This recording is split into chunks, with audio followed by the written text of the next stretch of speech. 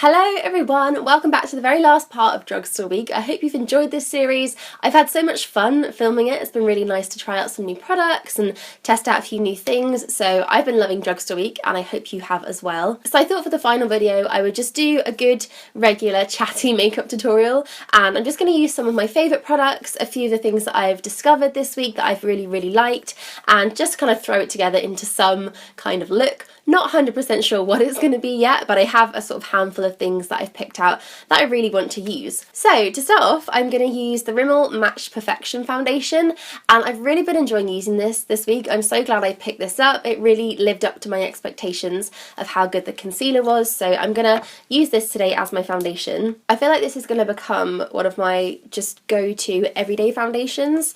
It's got a really nice sort of medium buildable coverage. It feels beautiful to wear, it's hydrating but also quite long lasting. It just sort of ticks all the boxes for me, and the finish is really beautiful. It just looks very much like skin but kind of glowy and fresher, and it just sits really beautifully. It's a really lovely foundation, so it's definitely become one of my favourites at the drugstore. I kind of just want Rimmel to bring out even more Match Perfection stuff. I think I've pretty much got every single thing in the range. I've got the foundation, the concealer, the powder now as well, which you would have seen in Wednesday's foundation routine video. I really like that. So yeah, Rimmel, what more can you do for me? So obviously alongside that I am going to use the Match Perfection concealer. This one you kind of just have to squeeze up, and it has a little brush on the end. I really like this packaging. I feel like you're going to get as much of the product as possible this way. So I just sort of brush that underneath my eyes mainly, and I am quite liberal with this. I find that really you can't put too much of this on. No matter how much you're putting on, it never looks cakey. It doesn't sort of sit in any fine lines around my eyes.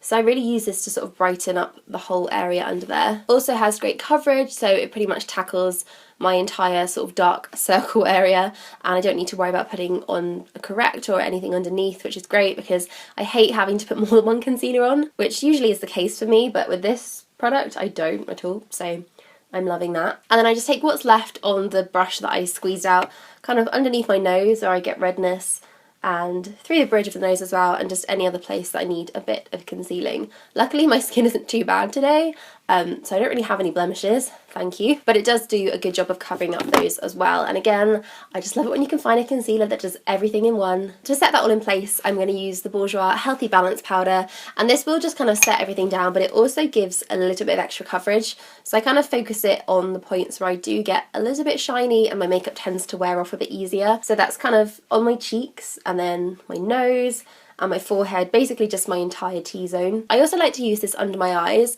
I find that it's finely milled enough and not cakey that I can put it under there to set my concealer, and I don't have to worry about it looking really dry. I really get problems with powders looking dry when I set my concealer, so I tend to not do it at all, which ends up leading to loads of creasing and my eye makeup just going everywhere.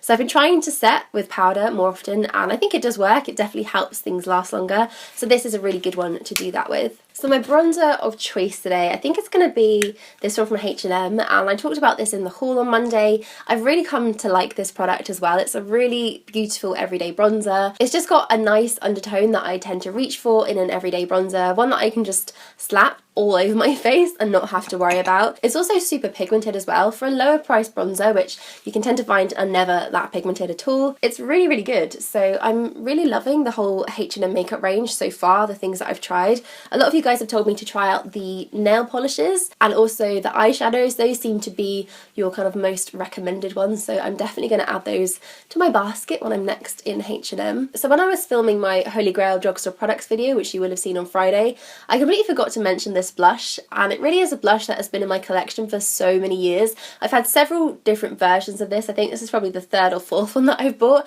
and the packaging seems to change every time, but this is the Lasting Finish Colour Blush in Santa Rose from Rimmel, and if you've kind of watched my videos for a long time, you will remember this. I've used it in a lot of tutorials, and in fact I still bring it out every now and then in videos because I think it is just the best drugstore blusher colour. It kind of reminds me a little bit of Tarte Exposed and Nars Douceur, those really nice kind of warm brownie tones. Believe it or not, I'm not actually a fan of pink blushes, and you really can't seem to find anything but pink blushes in the lower price brands, so this is such a winner. I think it's a really kind of unique product and definitely one you should check out. So this is the blush I'm going to use today, mainly because the lip product that I want to put on is kind of quite a deep and dark one, so this is just the perfect blush colour to go with any kind of bold lipstick. I'm going to use the Topshop Glow highlighter, and I feel like highlighter is the place that drugstore products really fall down. There is not a single kind of individual really beautiful highlight at the drugstore. You can find a few of them in palettes and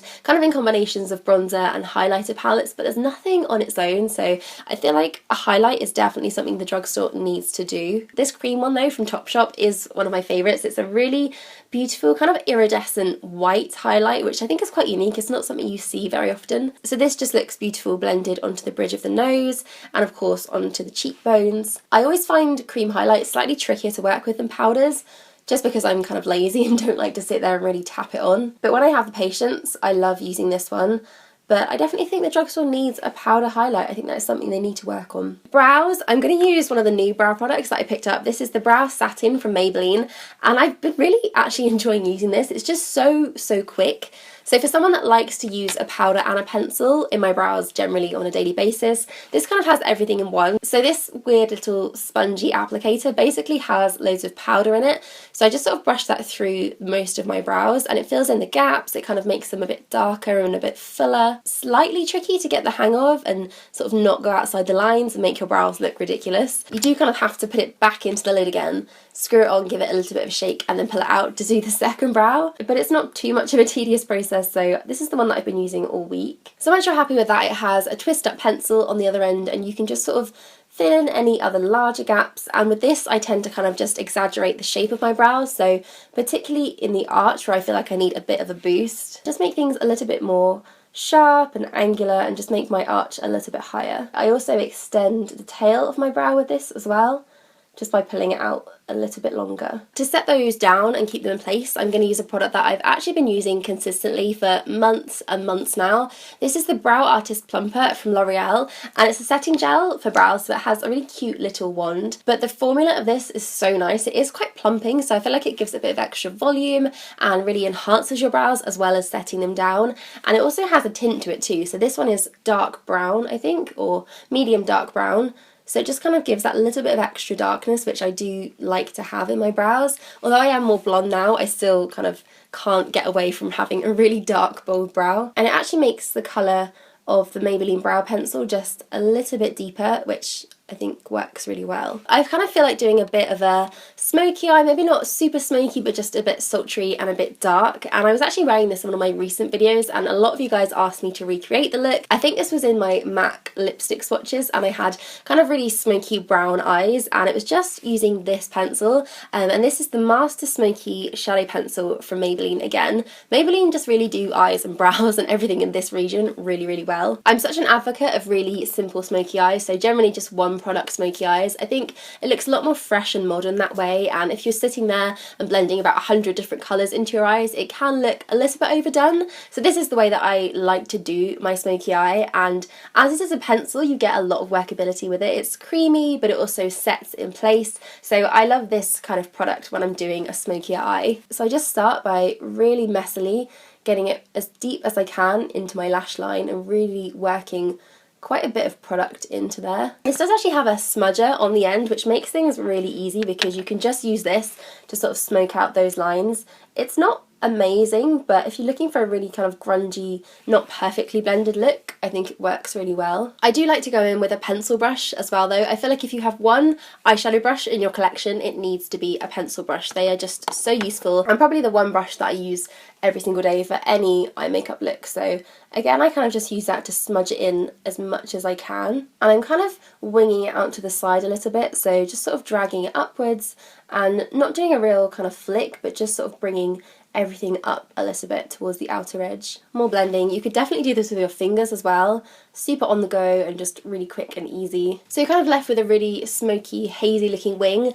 and then it's just a case of going back in and really building up the product and adding more and more just to kind of get it as smoky as you like it to be. So I go back into the lash line again and just kind of repeat that process, but keep it a little bit more pigmented and a bit darker. I'm also going to go underneath the eye with this, so same kind of process. I'm just going to put that messily on my bottom lash line, and I'm actually going to take it into my waterline as well. I don't do this very often, but I think it really makes an impact when you're using a sort of one product smoky eye, and the reason I don't do this is because I absolutely hate putting products in my waterline.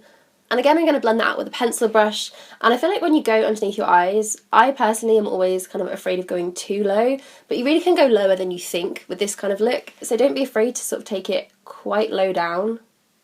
It just sort of adds to the really smoky prettiness of the whole thing. You can definitely go back in with a little bit of concealer if you feel like everything's looking a bit messy and you just want to clean it up. If you like a bit of a crisper edge as well, this is a really great little tip to do because it just sort of makes everything look a bit neater. And that's it, that is my whole entire smoking eye done using just one pencil and one product. So I'm going to put mascara on now, and I'm going to use Max Factor Masterpiece Max for this. I was just so eager to try this again that I had to sort of crack it out for today. So the one thing that I knew I wanted to use when I was planning out this whole tutorial is this from Revlon. This is the Ultra HD Matte Lip Colour, and these are brand new. This one I just managed to get my hands on recently. I actually had this one sent to me and I was just really excited. I feel like these have been quite big in the US and I've seen them on Instagram and on blogs and things, but you just can't find them in the UK. They are supposed to be launching this month, but I haven't seen them yet, so keep an eye out because I think these are just going to be the ultimate matte liquid lipsticks. This is the shade Dependence, and I wasn't sure about it when I first saw it, but I tried it on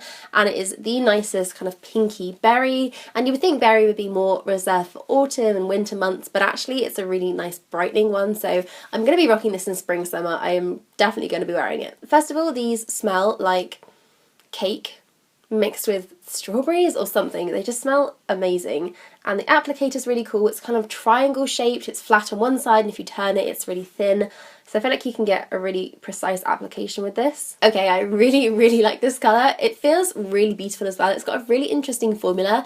It's kind of creamy. I can sort of move it around on my lips and it hasn't completely set down, although it looks really matte. So I think it's interesting. I feel like I could wear this for a long time and it would stay and it would look really matte, but it would also be really comfortable, which is great. So I'm really loving these. Hopefully they'll be in stores soon because I really want to get my hands on more of these. And that is my makeup look for you today. I've kind of gone a little bit vampier and a bit darker than I intended to, but I do really like this makeup and hopefully you do as well. So if you decide to recreate this or if you try any of these products, let me know by leaving me a tweet or an Instagram or just anything in general. And the hashtag for this week has been ICT Drugstore Week, so you can tag me in that and I will see all of them. So thank you so much for watching this and watching this whole week's worth of drugstore videos. Like I said before, I've really enjoyed filming these. It's been so fun to try out new products and to stick to the lower price brands, and I found some really good things that I'm really excited about. So I'm definitely going to be doing this again. I really wanted to keep it going, but I think I'll leave it a little bit. I might bring it back in autumn because there's always some amazing autumn launches at the drugstores, but that is a long time away. So thank you so much for watching all the videos this week and having all your comments and all your feedback. It's been really lovely. And that is it now from Drugstore Week. I will see you all again on Friday now for my next video. Thank you so much for watching and I'll see you soon. Bye!